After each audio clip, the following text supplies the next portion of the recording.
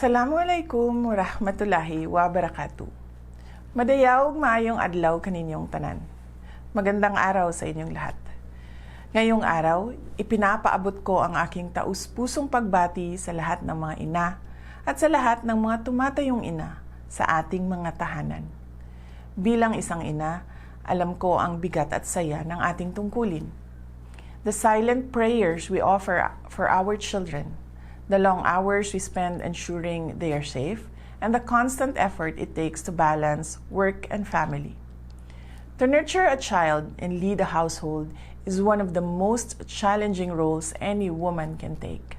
But it is also the most rewarding.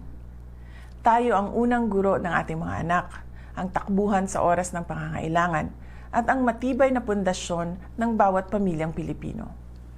Ikarangal natin ang sakripisyo at katatagan ng bawat nanay, mula sa mga nag-aaruga sa loob ng bahay hanggang sa mga Pilipinang nagtatrabaho sa labas ng bansa. To our OFW mothers, we know that sacrifice is not always about physical presence.